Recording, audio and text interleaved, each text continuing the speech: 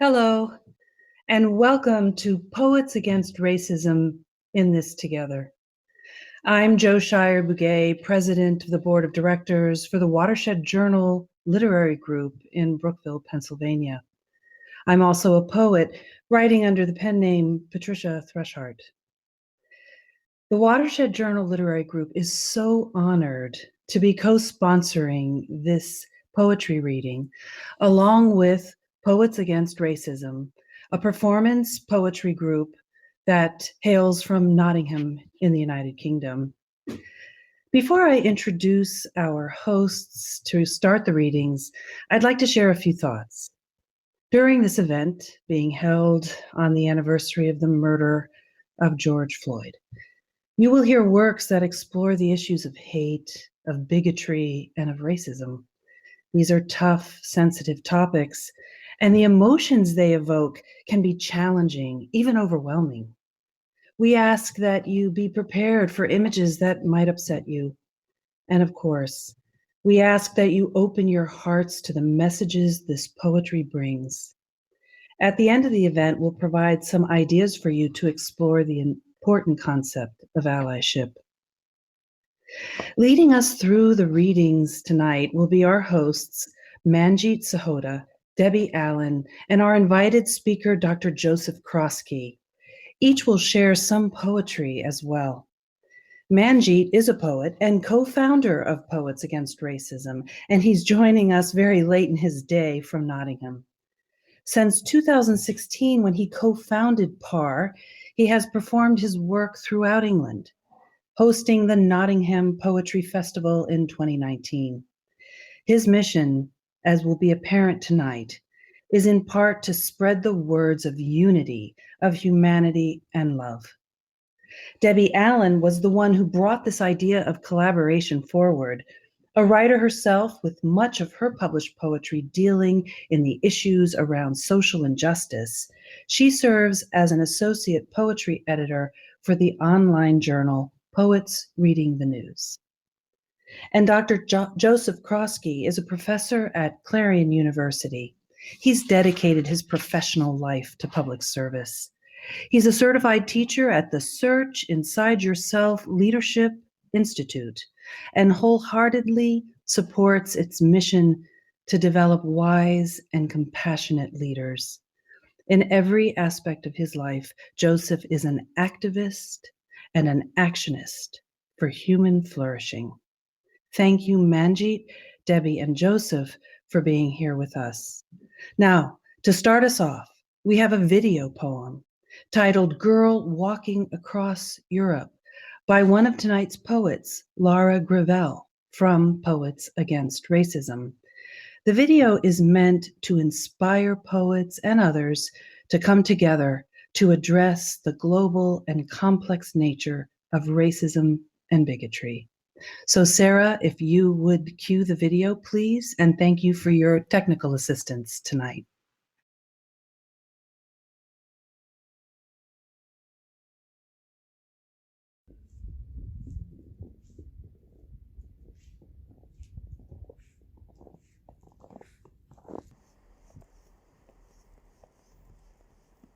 Let's watch a girl walk across Europe. Walk across Europe with a backpack and a cat named Hermione Wab. And as she walks, people join her. Not to tell her to go home, not to warn her off the border, but to give her flowers and biscotti and an embroidered cloak. And to walk with her across the boots of Italy, where the sea captain did not get arrested for saving her from a sinking boat, but was lauded and crowned with roses, where the embroidered girl walks on with Hermione Wab. To arrive at the Austrian border, where she is not sent to a refugee camp, but where the Chancellor greets and gifts her with a handsome horse-drawn carriage, where she rides and parades with a brass band, through a Vienna that throws her kisses, where at the city's edge she gets out and asks to walk on, calling Hermione Wab to her side. walking across the Danube with blue in her hair and honey on her lips, where she waltzes on copper skin shining, singing an ancient chant.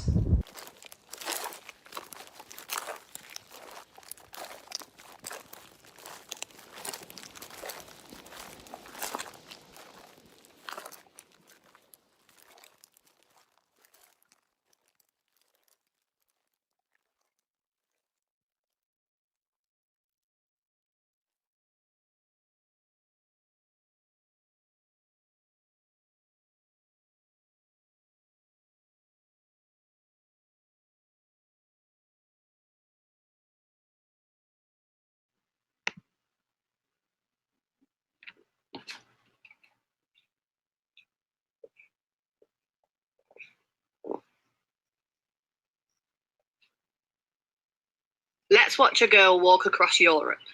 Walk across Europe with a backpack and a cat named Marilyn. And as she walks, people join her. Not to tell her to go home, not to warn her off the border, but to give her flowers and biscotti and an embroidered cloak, and to walk with her across the boots of Italy, where the sea captain did not get arrested for saving her from a sinking boat, but was lauded and crowned with roses, where the embroidered girl walks on with her money well, to arrive at the Austrian border, where she is not sent to a refugee camp, but where the Chancellor greets and gifts her with a handsome horse-drawn carriage, where she rides and parades with a brass band, through a Vienna that throws her kisses, where at the city's edge she gets out and asks to walk on, calling her money well to her side. walking across the Danube with blue in her hair and honey on her lips, where she waltzes on copper skin shining, singing an ancient chant.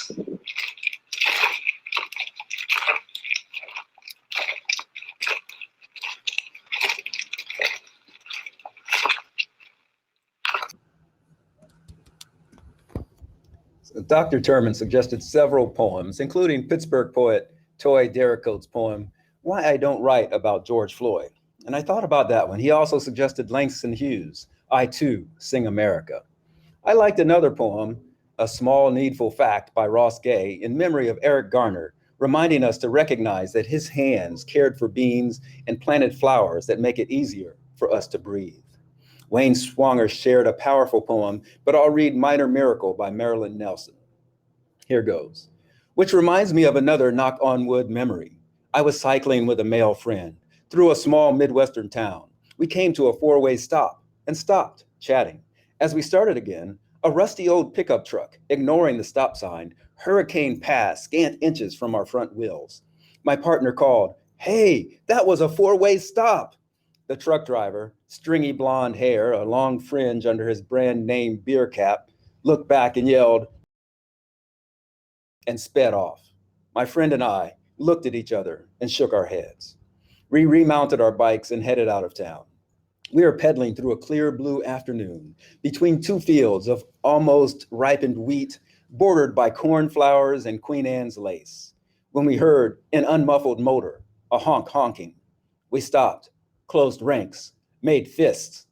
It was the same truck. It pulled over. A tall, very much in shape, young white guy slid out. Greasy jeans, homemade finger tattoos, probably a Marine Corps boot camp footlocker full of martial arts techniques. "What did you say back there?" he shouted. My friend said, "I said it was a four-way stop. You went through it." "And what did I say?" the white guy asked. "You said..." The afternoon froze. "Well," said the white guy, shoving his hands into his pockets and pushing dirt around with the pointed toe of his boot, I just want to say, I'm sorry. He climbed back into his truck and drove away. So I came to this event worried. It started many, many moons ago. It was 1999. No, it was 1995 in LA. That's lower Alabama, really. A stranger I had just met and we drove across the causeway to a bar work friends had mentioned. We got there and I was denied entry. No colored folks allowed, the bouncer said. So me and my white new accomplice named Bill bounced. It's now 1999. I'm working for Bill, and the same old story repeats itself. This time up north in Oil City at a Polish club. Again, denied entry. Same reason. No colored folks allowed, the bouncer said. When will things change, I wondered. However, I knew things were better than the days of yore when my father's uncle, circa 1920s, was dragged out of his house in the middle of the night by a white gang in Florida, never to be heard from again. I knew things were better than the day when 4 little girls, including my aunt's sister, was killed in a church bombing by some white terrorists in Birmingham in 1963. I was born in 1965, the same day Malcolm X was murdered. I grew up reading Spider-Man comics. With great power comes great responsibility, says Uncle Ben, Spidey's uncle. Marvel is a comic book publisher, and they have a series called Marvel Team Up. Because that's probably unfamiliar to you, I'll share some pop culture literary examples of allyship. I want you to say out loud or type in the chat if you can see it, the partners for these more familiar team-ups. I'll start with one. Superman has Crypto, his super dog, right? Man's best friend. There's Batman and, just say them out loud, Wallace and, even though I can't hear you, Tom and, I see some coming in the chat, Ben and Jerry's for that matter. There's Laverne and, right? The Lone Ranger and, Sherlock Holmes and there's Captain America and the Falcon. And that's great because Marvel was teaming Black heroes and white heroes together, fighting for truth, justice, and the American way. A side note, Cap's first partner was Bucky, who was crucial in fighting with the Allies to defeat Nazism. Fast forward, it's 2020. Northwest PA decides to unite against the injustices of the George Floyd murder. We've come a long way.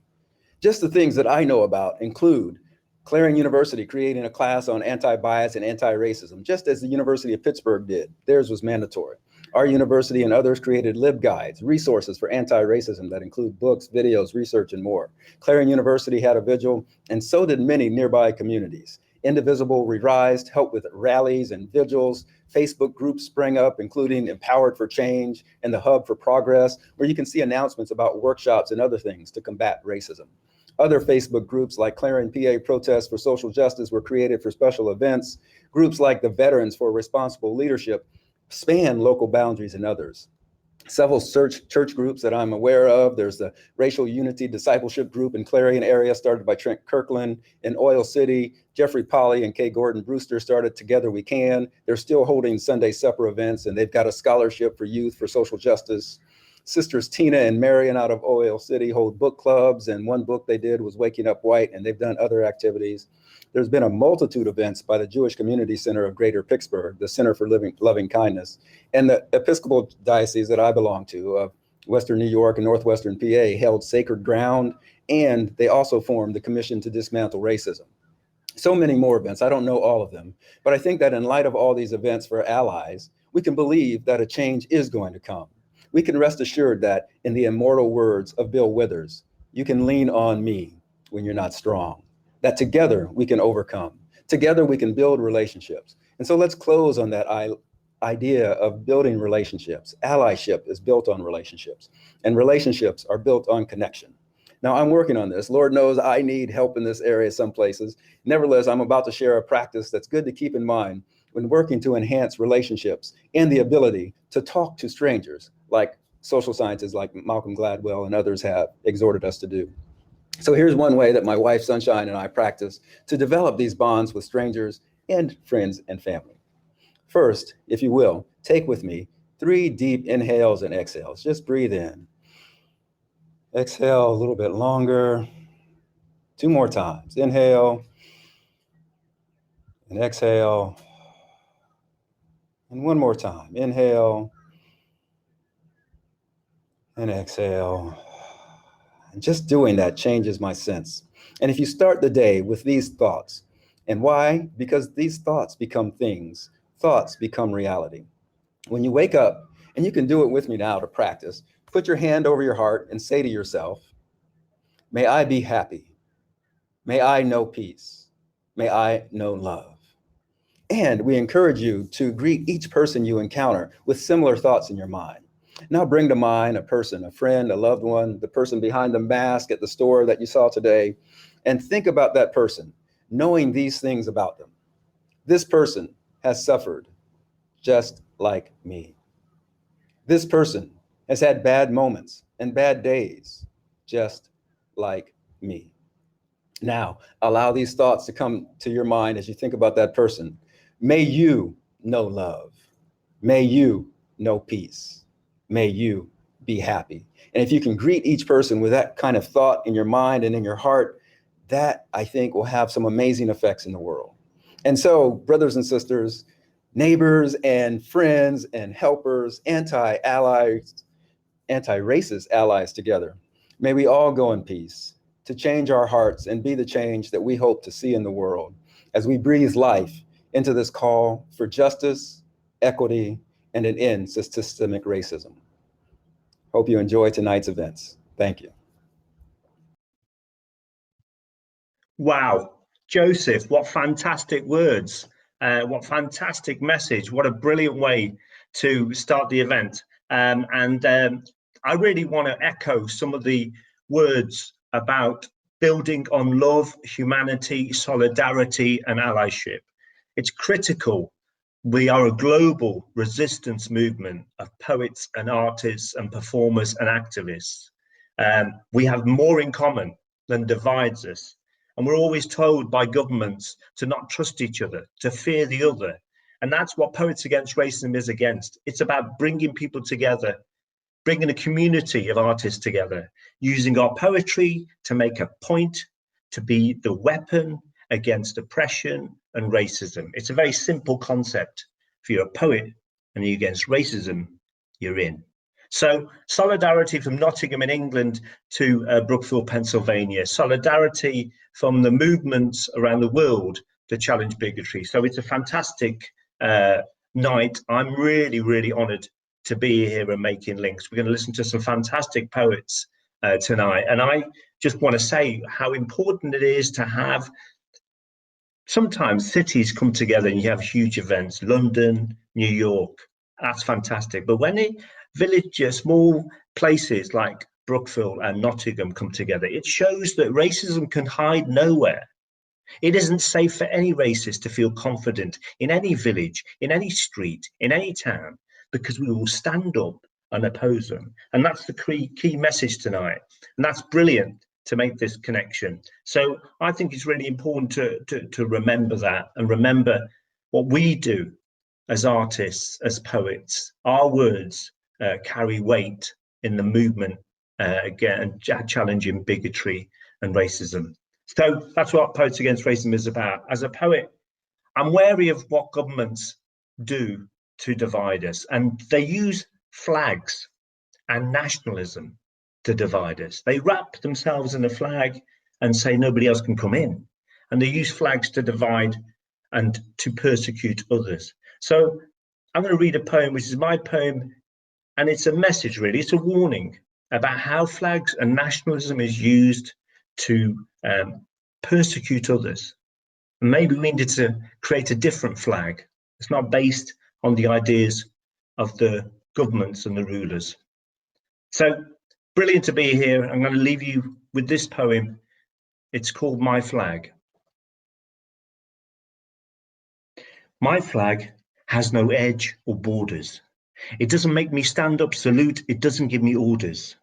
My flag is the colour of a blood stain, some lost in battle, some still in vain. My flag is not a football slogan or a reason to learn to hate. My flag is the difference in humanity, something to celebrate. My flag is for my children and for your children too. My flag is for the many, not for the privileged few. My flag is not owned by kings or queens or by the nation state. My flag says break these mental chains. My flag says liberate. My flag has no spread eagle, yellow star or rising sun. My flag is an open heart. There's room for everyone. My flag is not on the side of a bank or on a dollar bill. My flag has never declared war. My flag doesn't know how to kill. My flag is not made of gold or diamonds, nor does it smell of oil. My flag waves in the streets below, in the hands of struggle and toil. My flag is not the history of rulers past. It's the history we've yet to write. My flag is not here to add to the darkness. My flag is here to bring you the light. My flag is my mother's tongue, although not here to see. My flag is not here to keep you out. My flag is here to set you free. Thank you.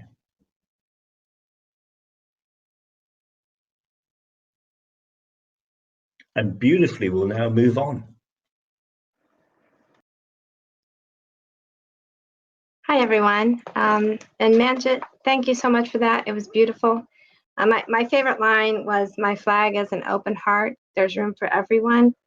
I think that was so poignant given the way the American flag was used at our Capitol on January 6th. So I really appreciate your poem. I'm Debbie Allen. Before I read my poem, I want to say thanks to some people. I want to thank Joe and Joseph for starting us off tonight. And I want to thank Laura Gavel and Poets for Refugees for allowing us to play their beautiful video poem, Girl Walking Across Europe. And I also want to thank Manjit and the leaders at the Watershed Journal who took an idea and turned it into a real event that can generate acts of allyship and solidarity. I'm so impressed by how hard everyone worked in making this happen. So thanks to everybody.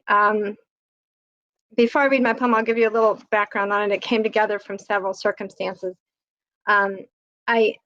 I was part of a Rinchi cycle where one poet takes the line from a previous poet's, the last line from a previous poet's poem, and uses that as their first line of their poem. So the line I inherited was, the leaves had gone away. And for me, this line sort of signified the way that the George Floyd murder and the recording of it by Darnella Frazier laid bare systemic racism in a new way, kind of exposing white Americans to something they'd been able to disregard, I think, for too long, many of them. And so that was happening. At the same time, I was involved in a different thing where I was deepening my understanding of the origins of the construct of race, which is a concept that was invented basically to allow for the stratification of society and the enslavement of certain people.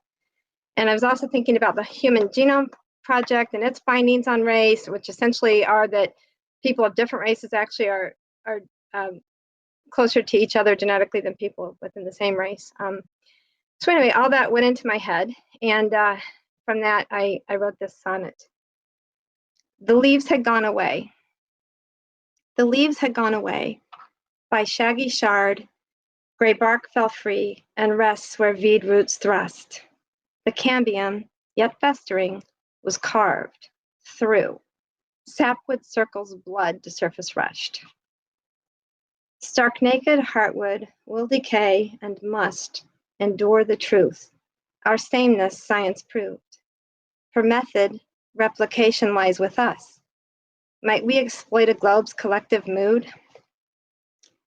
A calloused core, departed leaves left nude, unliving heartwood, nothing left to lose, survives, surrenders only if removed.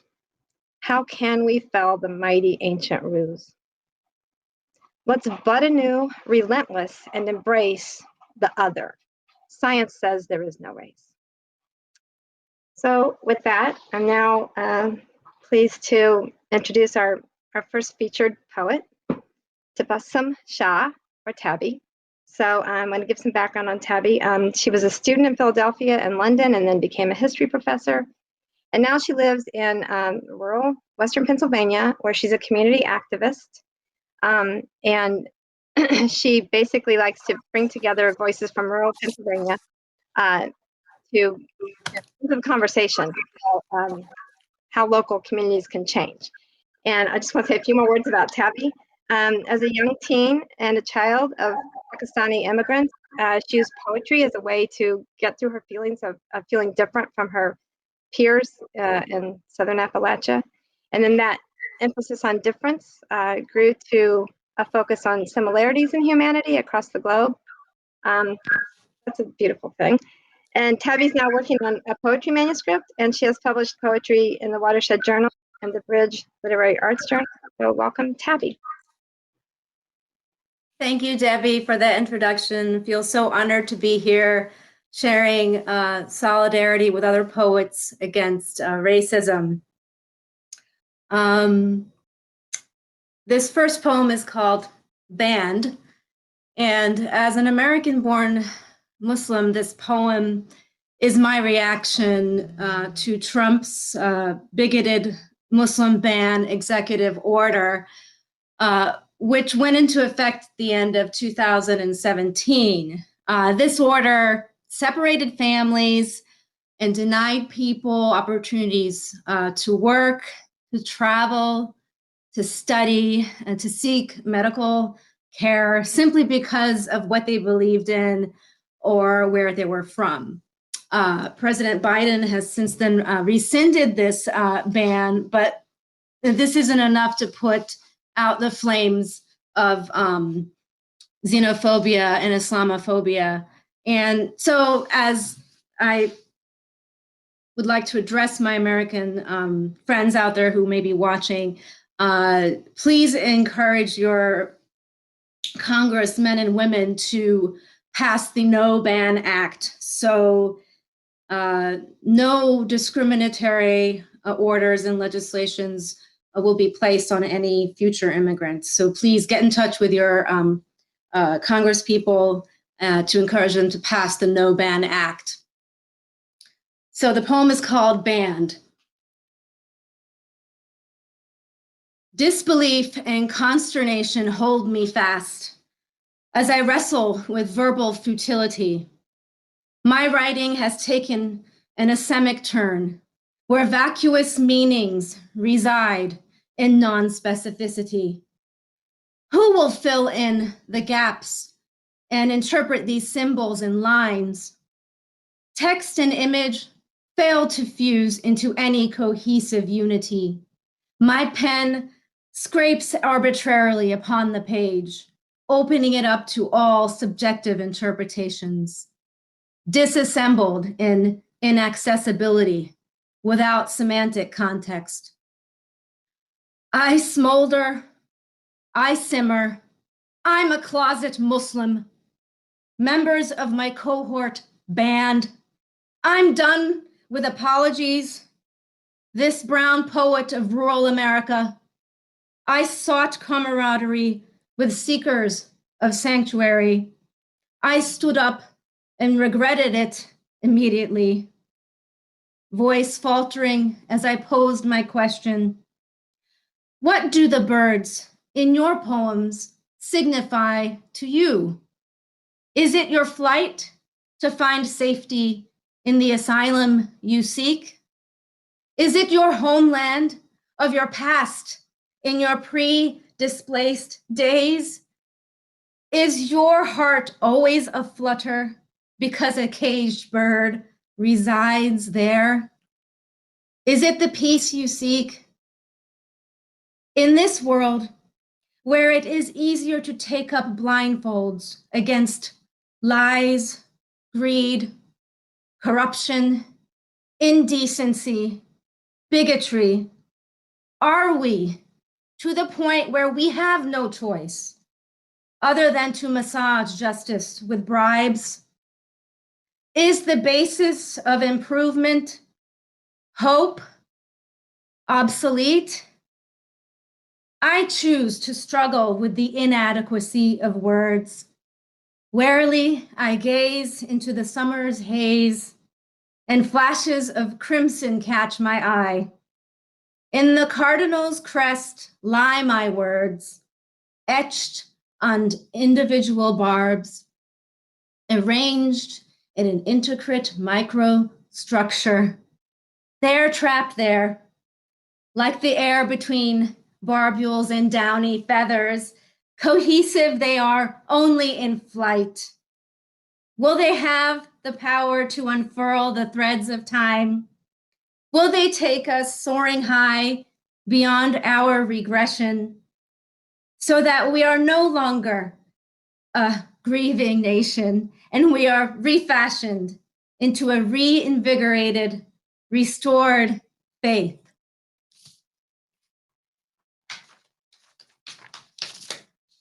Thank you, thank you, thank you. My next poem. Did I hear Sarah? Oh, my next poem is called The Guerrilla Grandma of Washington Heights. And this is about a prominent African-American scholar, journalist. Her name is Jill Nelson. And in April of last year, she was arrested by the New York Police Department for writing "Trump equals plague" on a building in her neighborhood. So here is the Guerrilla Grandma of Washington Heights. The scholar Jill Nelson wasn't brave. She was merely truth-telling.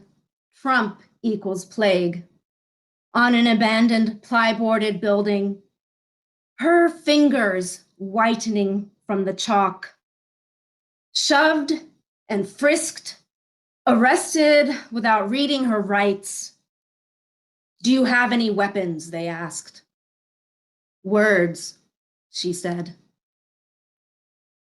COVID-19, the latest racialized tool to oppress brown and Black people, used as a cover for systemic racism, demands brown and Black workers to get out and die for capitalism. Never mind disparities in healthcare coverage and treatment.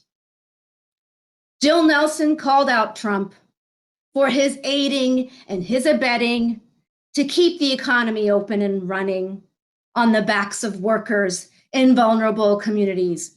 How is this just for this neighborhood experiencing one of the highest rates of infection, for cop cars to descend upon Jill Nelson on her walk to secure essentials at the local grocer and drugstore?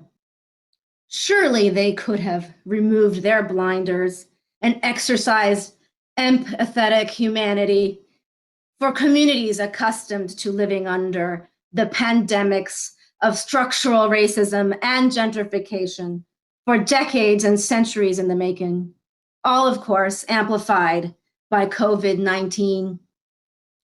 Jill Nelson, soothsayer, scholar, demander and defender of humanity, resisted this long open season on people of color. Her memories of 10-year-old Black child Cliff Glover, shot in the back, always fresh in her mind. She resisted COVID-19 as the latest cover for police business as usual oppression. She declared Trump did not have to equal plague, that injustice has indeed overplayed its stay. Thank you.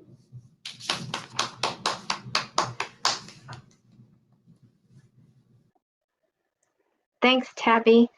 I'm going to lead off the discussion of Tabby's poetry. There were two things in particular that struck me about it. One was just the horrible idea that a racist leader could really steal someone's art and leave a poet without the ability to put down the words that she wanted to put down. But then at the end of the poem band, that the speaker, Tabby, kind of regains her words and wonders what kind of impact they'll have. And then same thing with the Grandma Gorilla poem. Jill Nelson, sees her words as her weapon against racism. And I think all of us here, whether we're poets or people who speak out in other ways, can use words in that way. And then the second thing that I think was really important about Tabby's poems was in the band poem, and I just want to read. It's where she makes a challenge, basically, the speaker does, to others. And it begins with, what do the birds in your poems signify to you? And then it goes on, do they signify the flight to find safety, a home end of your past, etc.? And I think that, to me, that idea gets at the central theme that those of us who have privilege, we need to understand that the lives we're living are not the same lives that other people are living. And I think that can be the basis for becoming an ally and wanting to do something about that. So those are my thoughts on Tabby's poems. I'd love to hear from Manjit or Joseph. Yeah, well, I mean, I think I love the line, this brown poet of rural America, because I've been a brown poet of rural Shropshire in England. And the brownness is an important thing. When you think of white supremacy has dominated global world, but also whiteness is a desirable for brown people too, as part of a sign of wealth. And I love the fact that there's this struggle in that. And I think it's really identity and finding immigrants safe in America and in Britain is the critical point. The persecution of refugees is the pinpoint of uncivilized communities and governments. How refugees are treated, Mexican or Syrian, determines the civilization of nations. So I love the fact it raises the thing about people's rights and challenging governments. People can, and an action plan at the end. Go and ring your congressman. Go and get active. I love that. And so many lines in the other poem that, answering back with, do you have any weapons? Yes, words. Fantastic. But being armed as writers, you dare come across me because I will put you in a poem forever and you'll be locked in. So I love that. And, famous writers and activists have always used the phrase books are weapons. Literature, it will stain you in a different way than things. So I just loved it. Just really moved me. Brilliant. Joseph? Thank you, Debbie, and thank you, Tabby. Those words were heartfelt and very moving. And just on a surface level, I'd like to address both poems, meaning I wasn't familiar with the activists, so thank you for educating me about that. And I too love watching birds, as I think I know you do. And so I really enjoyed the little pieces you had about that, and being a part of the Cardinals crest, to me, has a lot of deep layers of meaning, just because Cardinals might signify other spiritual messages, so to speak. And the other thing, just because of the words being as weapons from Jill Nelson, the scholar activist, it made me think to a different religious tradition. In the beginning was the word, and just knowing, again, like you said, how powerful words can be. So thanks for reminding us of that, and reminding us to use our words to support people who do not have the power in these situations that we find ourselves today. Thanks, Joseph. Okay, I'm going to introduce our next poet now. Our next featured poet is Caitlyn Mang. She is a recent graduate from Clarion University. She has a deep passion for both art and writing. And we invited her to join this event through her creative writing instructor and poet, Dr. Phil Terman. Unfortunately, but not surprisingly, racism is something Caitlyn has experienced as a Black woman. And the poetry she's going to share with us tonight addresses the microaggressions that she's faced in her, I would say, very young life. So welcome, Caitlyn.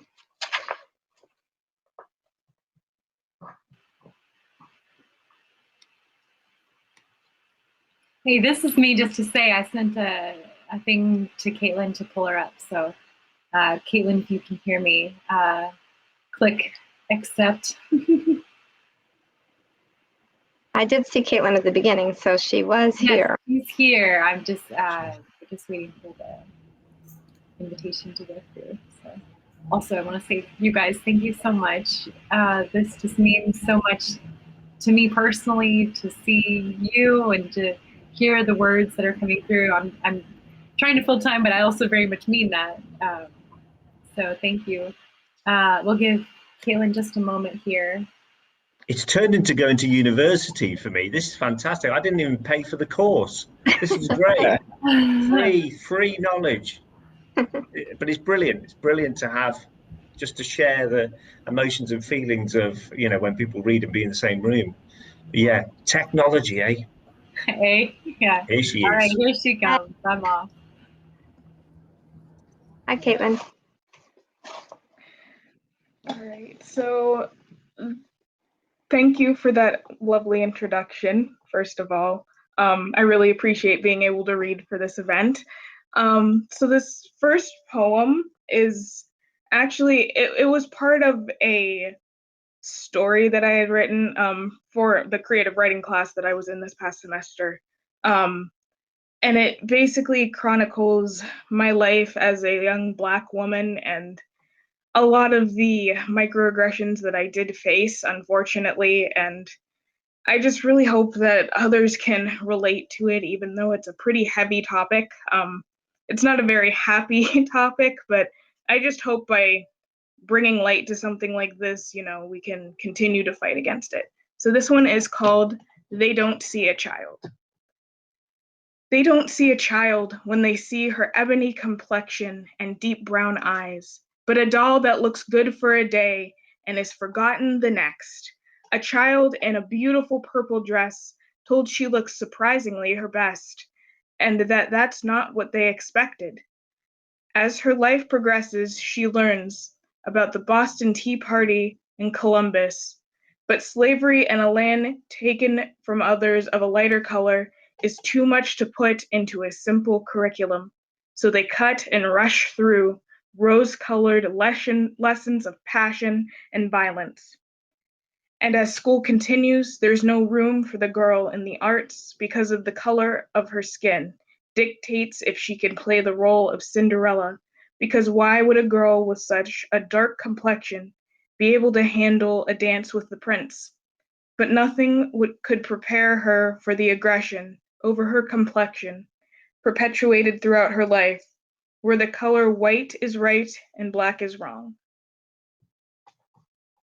I have one more poem. This one is called Hashtags, and it chronicles, the fact that many of these hashtags that we make are forgotten after a day, and it just is something that I think we really need to, think about.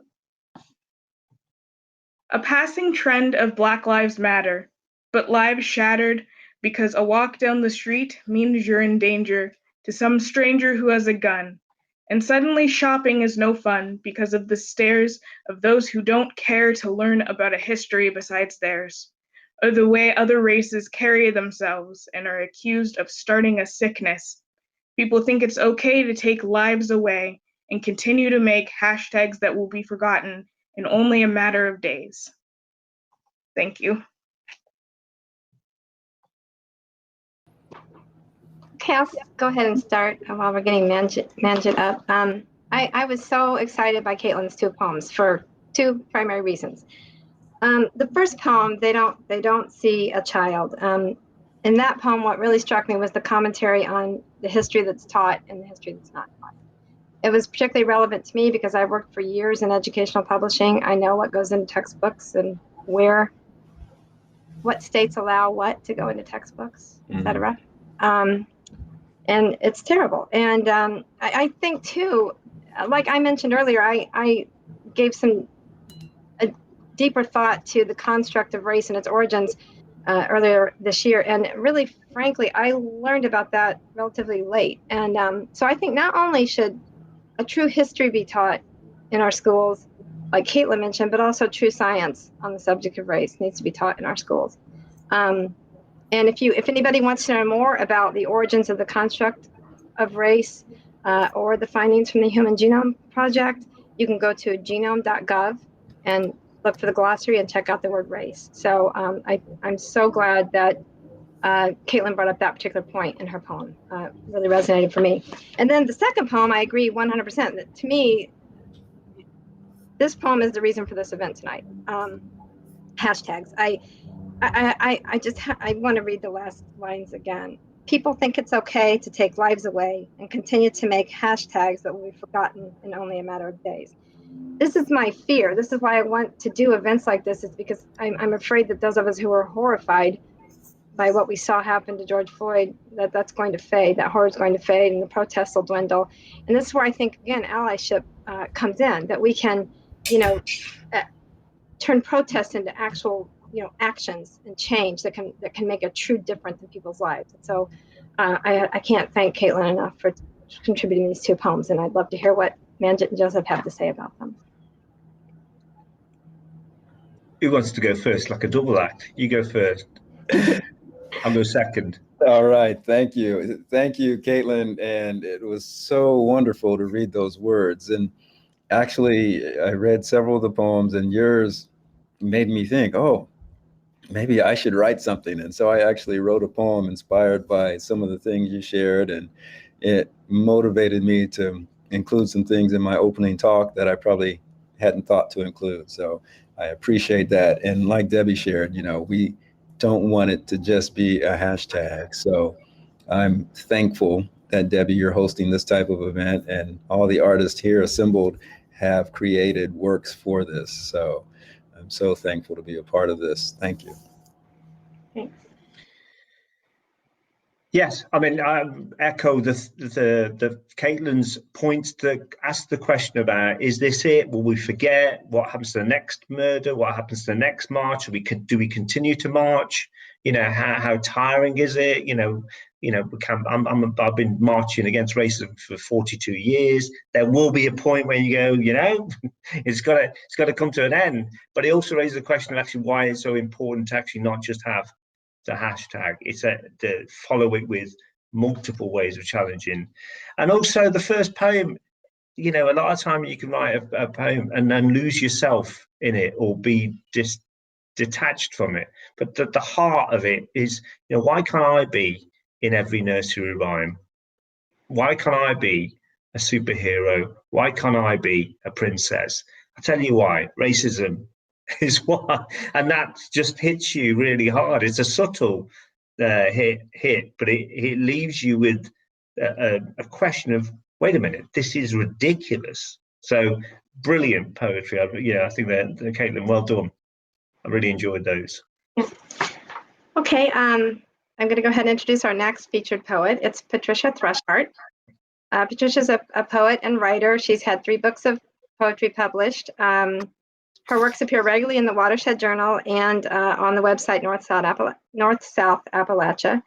And her poems have been published numerous places. I'll read several. Tiny Seed, Clarion University's Tobacco, the Avocet, Still Point Arts Quarterly, the Pittsburgh Post-Gazette, Feminine Collective, Curating Alexandria, High Shelf Press, and the Northern Appalachia Review. And I just have to add a personal note. I love Patricia's poetry, so I'm thrilled to welcome Patricia.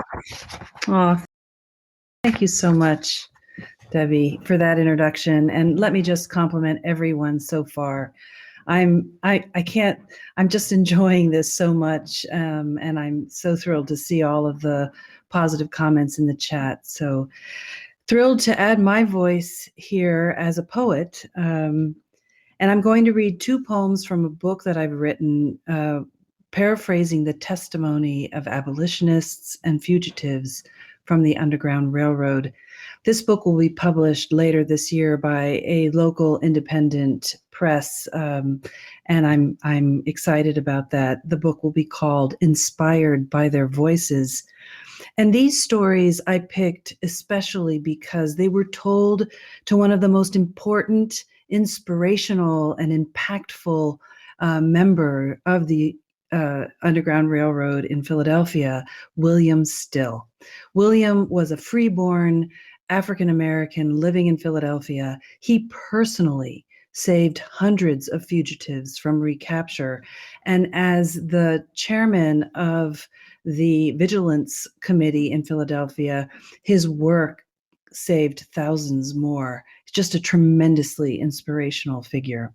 So these are two stories that were included in a book that his family encouraged him to write in 1872 called The Underground Railroad, the first book about that entire experience by an African American.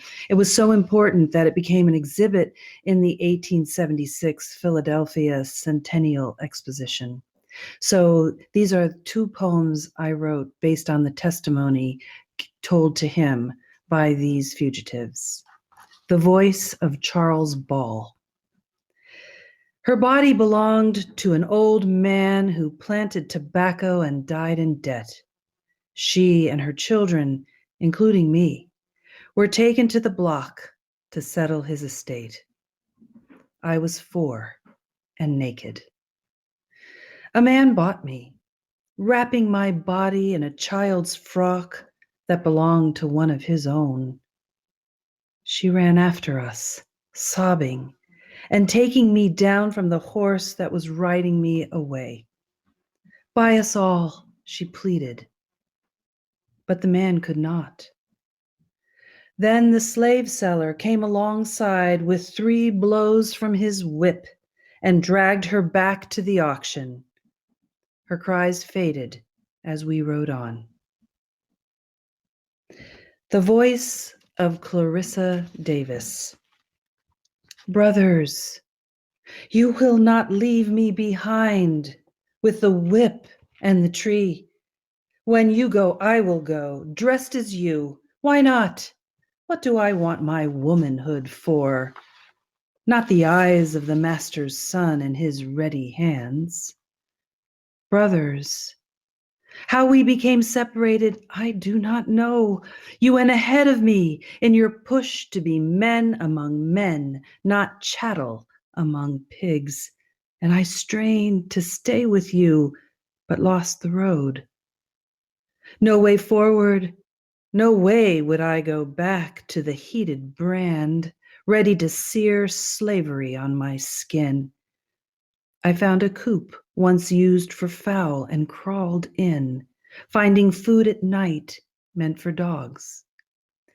I would fall asleep for a short time thinking of you free. Your proud heads held higher and lungs expanded with air you have chosen to breathe. Cold and fresh and bountiful in God's spirit, I prayed to join you each of the days I hid. It was evening. The sun was off the steamy roof, slanting through the warped slats, and I shifted with a cramp in my side when I heard footsteps coming from the wood. My brothers, the catchers, I willed myself not to breathe. I willed myself not to move. A friend, a voice said, a ship arrives, the city of Richmond. See the steward tomorrow at the dock, early. He will hide you. It was God. I heard his voice. Thank you. Patricia, I'll go ahead and start the discussion.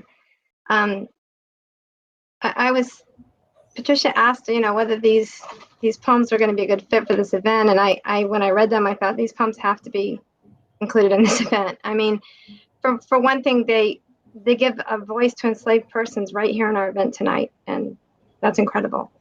And secondly, I think they shine a light on how long racism has been going on, or its origins here, and so they answer the question of whether racism is systemic in this country. Of course it is. The first slaves were brought here in 1619. So our land has had slavery for longer than it hasn't had slavery, for twice as long. And so when people question whether there's systemic racism in this country, how can they with that kind of history and then everything that came after it? So I think for those 2 reasons, they had to be included. And then more specifically, the one poem, I was just struck by the focus on breathing, and I want to read some of the words. Your proud heads held higher and lungs expanded with air you have chosen to breathe. cold and fresh and bountiful. You know, that exaltation of the act of breathing can't help you, you know, make you think of the words of George Floyd and Eric Garner, I can't breathe. And just makes you wonder, you know, how long is the concept of breathing really going to be an issue for African Americans in this country? It's got to end. And so I think these poems were hugely important. And I now turn the floor over to my co-hosts. And I'd like to say that I was really struck by the agency you shared with and the term shifts, but we'll call them enslaved Africans, right? And I'll read the words. She ran after us, sobbing, and taking me down from the horse that was riding me away. So often we just hear about slaves as being, you know, chattel, just property. We don't know about their personal things that they tried to do, the things that they attempted.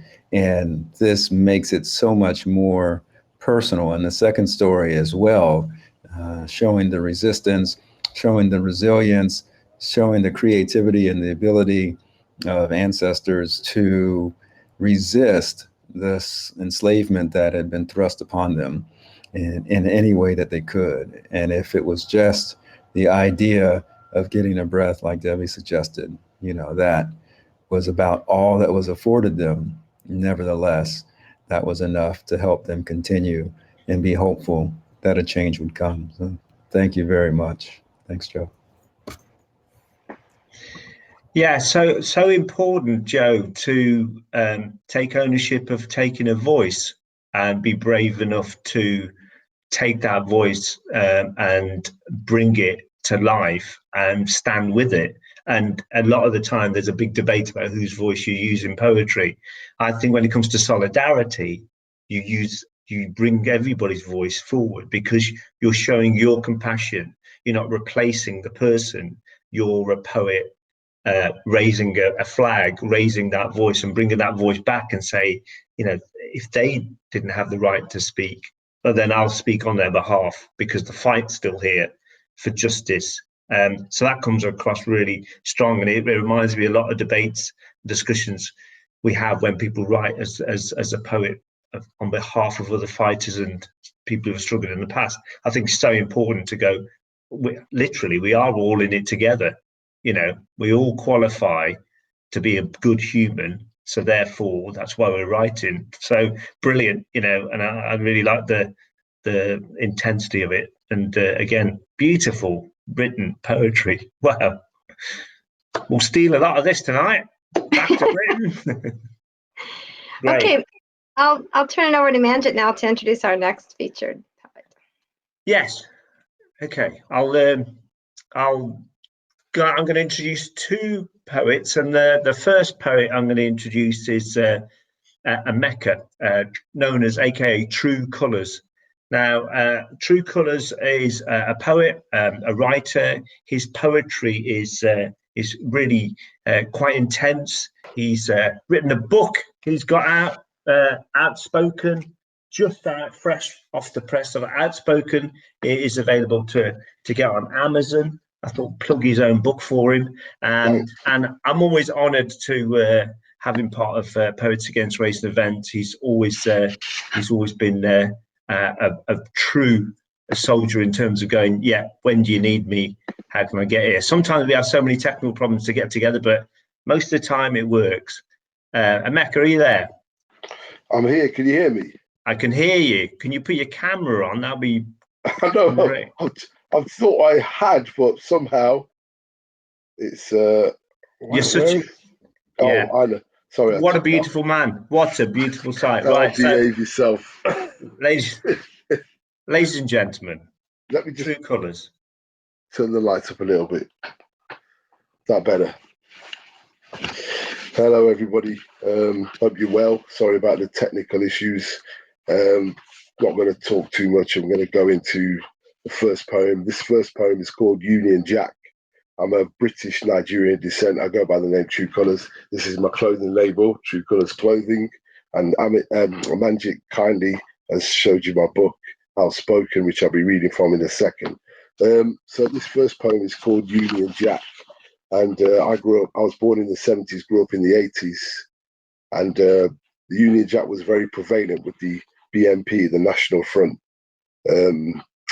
So one of the things the Union Jack stood for to me was quite negative, where a lot of people classed it as pride, but it was to do with white power and Doc Martens and skinny jeans and skinheads. So this poem kind of comes from there, and it's called Union Jack. I only conform when we conform unity in the community. There's too much immunity of empathy, insensitivity with the propensity to claim cities and countries. As long as you're comfy and your ride ain't bumpy, shitty attitude, lack of latitude, you claim to love Britain, but there's no union in your Jack. There's only one colour in your flag you care about, though you'd never admit it, because that wouldn't be British of you to say sorry, genuinely admit fault. No, you're sour as salt. You'd rather apportion blame like they're all the same, like they're one of our own, as though they were Harry Kane. What's wrong with all of us being one? What's wrong with your tongue? Mad Maxing cards out, getting into debt, pressure makes you sweat, vexed at the next person who doesn't sound or look like you. I mean, look at you. If you're supposed to be a superior race, why are you at football matches spreading hate? Looking rather inferior, on the terraces screaming at a stranger like your nemesis, mimicking chimpanzees, making monkey noises of your own choices with your own voices to set a great example for your children, to show them how to hate on some ignorance pilgrim, not to love, not to share, not to care, just to swear and abuse. You losers, educate yourselves and read books. You look so dumb, but right now, and that's the irony you're supposed to aspiring to be. Worse than the skin you've been foolishly taught to hate, or because you stood with your mates doing the same thing at the same time and you think you're all of the same mind. Part of first world property. A brain cell between you is like winning the lottery. No chance. Marching to the beat. No dance. You have no rhythm to go with the flow. You're just part of a Muppet show. With all due respect to Kermit, you're a skirmish on good British people. You're actually evil and you think it's good. And if that makes you angry, good. So it should. And hopefully invoke your conscience. Realize this is nonsense because past tense is still present. So let's take precedence and don't fall for the media's tricks. Live life and mix or fall back. The irony is you don't deserve to be part of any union, Jack. Thank you. I'm just going to go on to the next one real quick. That was Union Jack. Hope you liked it. This one is from the book. It is called Set C. And this one was inspired by my ex-girlfriend because I used to go out with an English girl. We got on really well, but she got peer pressured from her friends and other people. And after we sort of split up, she told me the reasons why. We kind of faded away, but then she told me the reasons why. And from that, I read this poem called Set C. She only saw me for me. Her mates would make a mockery, saying, how could you date one of me, one of them? This came from her apparent friends. She naively thought they thought like her. Thoughts of their prejudice had never occurred until they realized their boyfriend was black. To her, it was not a fact of any matter. As a matter of fact, they did not concur. Keeping it white is what they prefer. Refer to her as black meat, then see me, greet me, and meet me. Have no inkling I know of their deceitful ways of which I hate. But I must play the game. She held so much back to protect my back. And I didn't think your boyfriend would be black. Why did you go and do that? Now you're going to be known as Baby Spice because you're damaged goods. You know, you're going to get damaged good. He's going to break you in two. He's going to cheat on you. All black men do. You know, they're partial to domestic violence too. STDs, so many of them do. You better go for a checkup. He does look a bit of a thug. I bet he sells drugs. Did I tell you they're partial to get violent?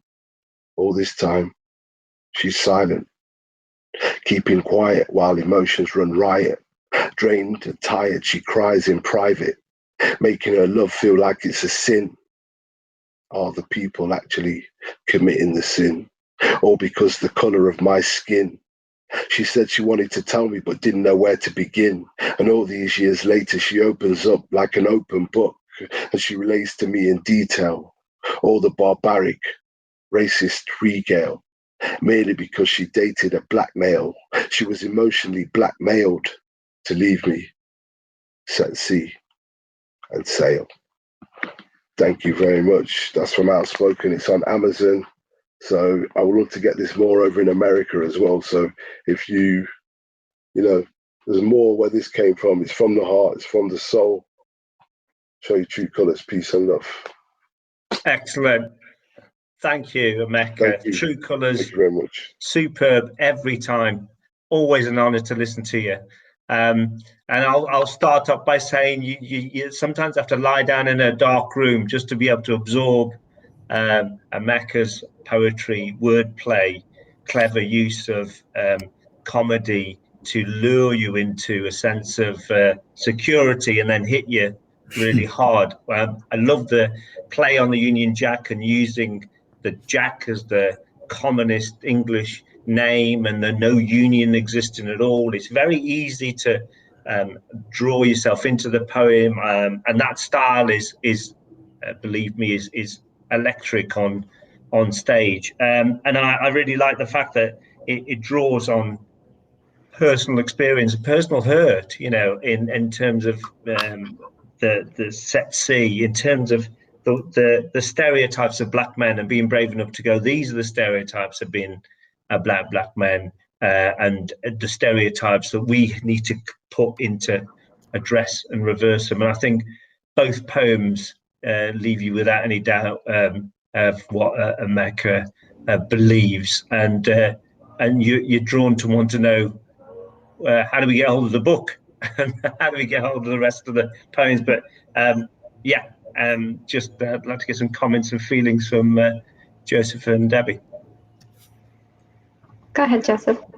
Yeah, I really enjoyed reading these poems and hearing them spoken tonight. The lyrics, as you said, you know, the as long as you're comfy, your ride ain't bumpy. You know, that's really what happens. People just get accustomed to their ways, and it's just been the way it is. I know in rural northwestern PA where we live, most people aren't accustomed to being around brown people, people of color. And so they just assume that their ride is the right way, you know, without understanding what other people are going through. So those words about that and how hard it is to change. And that's from the Union Jack. And it harkens to things that are going on today, you know, with the national anthem singing and all those kinds of controversial things that are going on in sports. And set C, you know, that's perennial, I think, challenge that interracial couples face. You know, it used to be against the law, and some of those stigmas still are maintained today. And writing about that, I hope, will help other people to see that their prejudiced friends aren't true friends, just like you said, right? That they have those or harbor those thoughts that are antagonistic against Black and brown people, and those aren't useful thoughts. So, you know, thank you for sharing those words of wisdom for everybody to learn from. Yeah, I agree with what you two have said, and I just want to say a couple of things about each poem. The line from Union Jack that really resonated with me the most is, what's wrong with all of us being one? And the answer to that is nothing. Nothing is wrong with all of us being one. Why is it a debatable idea? I mean, this is a question I ask all the time. There's no answer. There is an answer, but nobody wants to believe it or something. So of all that, drama and everything in that poem, which was all fantastic, and the musicality I love, and so forth, but that line really struck me as a question that I ask all the time. I don't understand it. I don't understand why it's a problem. And then Set C, because I'm kind of a stalker of the Poets Against Racism group, I have heard Set C before because they did a different poetry reading where True Colors read that. And I have to say that I just have a really strong emotional reaction to that poem because, I think to have been in love and lost somebody because of racism, how it affects everybody, even the person who's in love with you, is a pain that I'm sure you can understand only if you've felt it. But I feel like by listening to True Colors' poem, I kind of have a better understanding of that pain, and I appreciate the opportunity to have a better understanding of that pain so that I can, feel more incited to go out and do something about this problem. So I really appreciate both poems very much. Thank you, True Colors. And I just want to just add the fact that the philosophy of True Colors comes out every time. Every poem has a philosophical point and a stopping point, and amazing. Again, I'd like to thank him for being involved. Brilliant. And I think I'm going to introduce the next poet. This is going incredibly smoothly. This is like the Oscars, but even more exciting and more interactive and more diverse. So Laura Gavel is my next poet from the UK, from Nottingham. Laura is a fantastic poet. She wrote the poem Girl Walks Across Europe for Poets for Refugees. She's been a driving force in the poetry scene in Nottingham. She's part of DIY Poets. She's an incredibly talented writer, a blogger, and she's really, I think she's brilliant. And with both of the poets tonight, we really like to show our diversity as Poets Against Racism. So Laura, welcome, and off you go. Thank you very much, Manjit.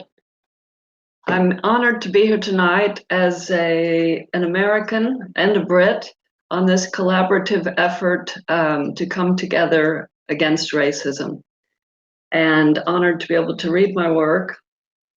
My first poem is, I'm originally from Texas, and I do keep up with politics in the US and in Texas to a certain degree.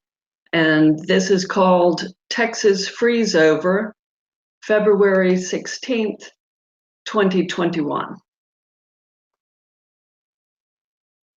On that freezing eve in a winter storm, where nothing was the norm, 18-year-old Rodney Reese was walking home down a Plano street.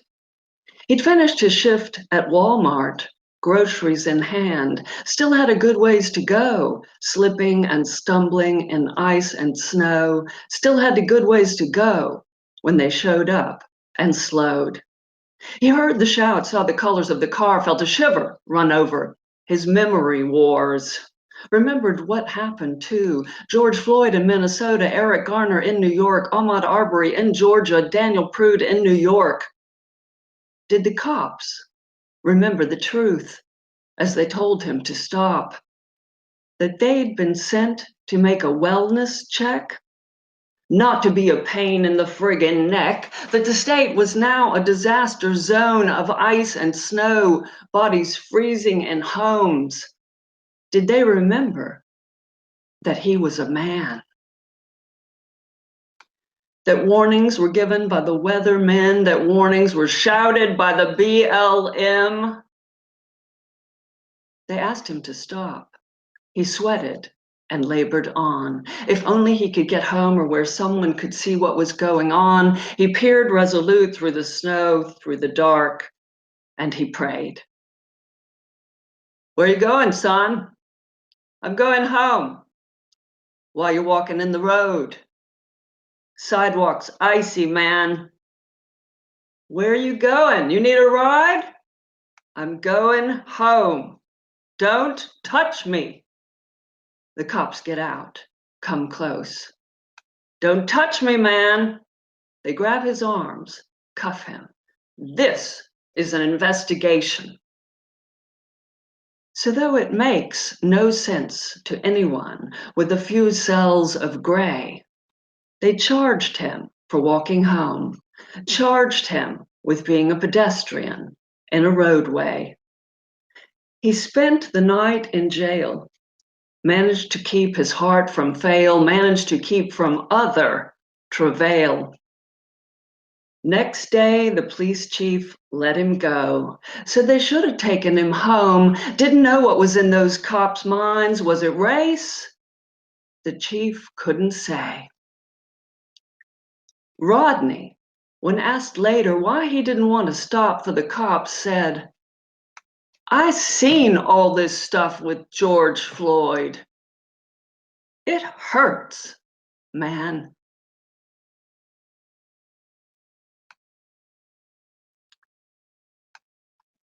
My second poem is called People Are Looking. It is a little more autobiographical and political in the more recent sense, I guess.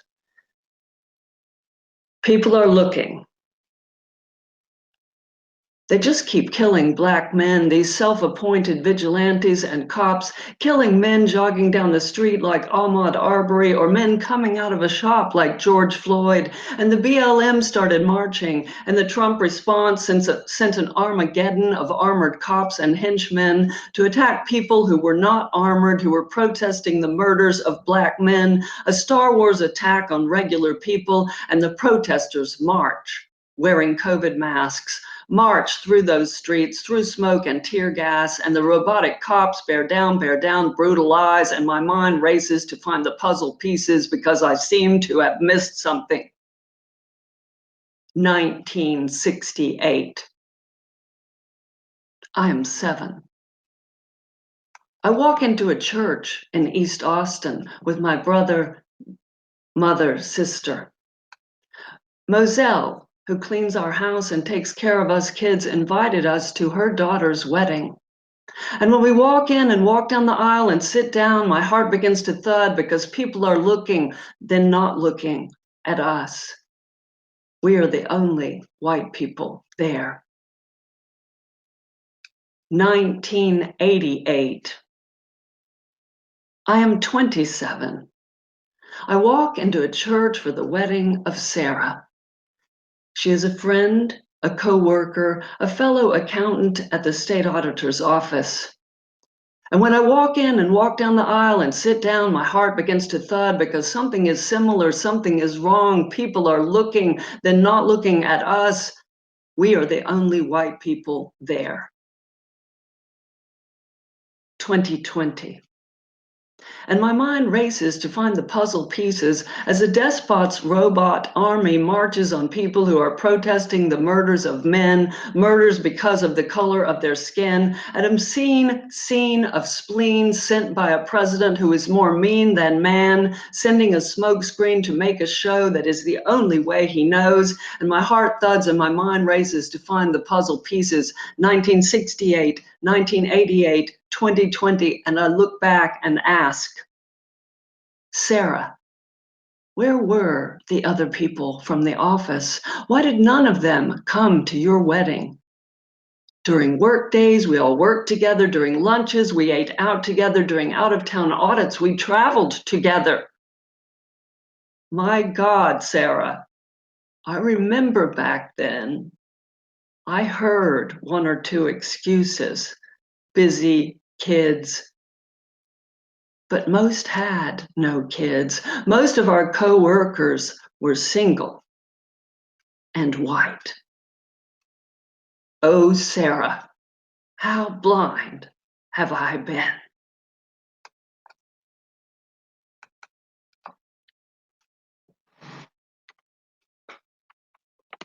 Thank you.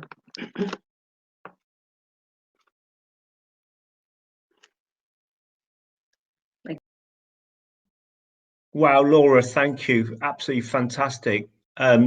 And again, both of the poems, an incredible emotional journey in both. Again, to take the voice and remind people of actually the brutality of what happens in experiencing being followed by any police force, or having the right to walk down the street. I could feel the cold frozenness in the words in the first poem, and the fear and dread. The line, "Did they remember that he was a man?" Just that the right just to be a person, and have the right to walk down the street, again echoes all the way through. The second poem for me just is exactly what tonight's been about, is remembering, that we all are a part of bringing stories forward to identify the vision for us all, is to build solidarity, allyship, and links together. And it really beautifully, describes that feeling of being on the outside, and the feeling of actually why that experience is a daily experience for people. But just the title of that poem, "People Are Looking," reminds me of all my childhood conversations to my mother. Mother, don't bring the food out. Don't bring the chapatis and the curry out, because they'll attack us for our food. And all that fear of just being attacked. But, Laura, I'm so happy and proud of having a part of Poets Against Racism as a poet. I think she's an incredible writer. So, yeah, I'm biased. Hooray! So, what do you guys think? Well, again, I had heard Laura read her first poem before. This time, though, I really paid attention to that last stanza. And it's, so here's Rodney Reese. He's being asked, why didn't you stop when the police officers told you to? And, he didn't because he was afraid. Well, then the police officers arrest him, maybe because he didn't stop. I don't know. But then he becomes another data point. And, why, African Americans and other Black people are, afraid to stop when the police ask them to. And it just is a vicious cycle that just goes on. And that's why doing something, many things about policing to change it are so important. So that's what really struck me this time when I heard that poem. And I just have to stop and say, too, I love Laura's poetry, so I appreciate both poems. So on the topic of the other poem, I agree. That's exactly what tonight is about, is putting yourself in someone else's place. We can all reach back to a time when, even if we're white, we felt out of place, even for our skin color. But then to think about somebody going through that every minute of every day, practically, that's what we have to do. And the last line of that poem, "Oh, Sarah, how blind have I been?" I mean, that's what it's all about, is, putting yourself in somebody's shoes and waking up and saying, gosh, I never have really understood what's been going on, and now I do, and I've got to do something about it. And I just also want to say that from Joseph's opening poem to Laura's last poem, I have had tears in my eyes through pretty much most of this. So it's been really powerful, and I appreciate all of it. Joseph? Yes, thank you, Laura, for those words, and recognizing, and I'll just pick up on what Debbie said, that common humanity. It's not often that people recognize or have the opportunity even to be in a space where they're the only person from that race, unless you might be a person of color living in rural northwestern PA, right? And so it's very beneficial for people to see those other perspectives and have a sense of that, so that they can walk a mile in that other person's shoes, so to speak. And the way you illustrated it in the first poem about the gentleman and his last lines, I again agree with what they said. You made it clear that it's fear that causes most people, Black people, people of color, brown people, to, behave in ways that the police think are either aggressive or criminal, just because we're scared that we might get stopped. And I really like the line. Now I can't find it, but basically it was about, if you've got enough brain cells to think about it, a few cells of gray, I think is what you said. And yes, so thanks for the wonderful storytelling and bringing to light these challenges. Thanks, guys. And I think we're going to hand it back over to Joe at this point. Brilliant.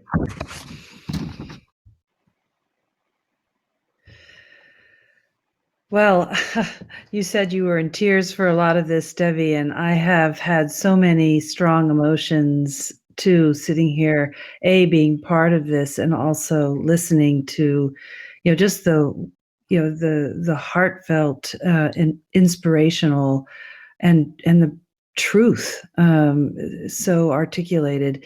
It's difficult to be the one to close after so many powerful words and some very heartbreaking images, but also some very heart-lifting hope. It's hard to know what to say next, but we did promise to talk a little bit more about allyship, because our hope is that everyone who's joined us tonight or who watches this later as a recording becomes inspired to do something more, like you were, Debbie. So I really like Roxane Gay's definition of allyship, or what happens next. The writer Roxane Gay, she defined it this way, and I quote, "We need people to stand up and take on the problems born of oppression as their own, without remove or distance. We need people to do this even if they cannot fully understand what it's like to be oppressed for their race or ethnicity, gender, sexuality, ability, class, religion, or other marker of identity. We need people to use common sense to figure out how to participate in social justice." Both the Watershed Journal and Poets Against Racism have put resources on their websites regarding allyship, and these are by no means exhaustive. Any research you care to do would find numerous credible sources on the internet to read, and we hope you do. We are in this together. So thank you, Sarah, for your technical expertise. It only went as smoothly as it did because of you there in the background. Thank you again, Debbie, for bringing us together in this important way on this momentous anniversary. And to all of you who have joined us, thank you. On behalf of our co-hosts, our poets, the Watershed Journal, and Poets Against Racism, good night.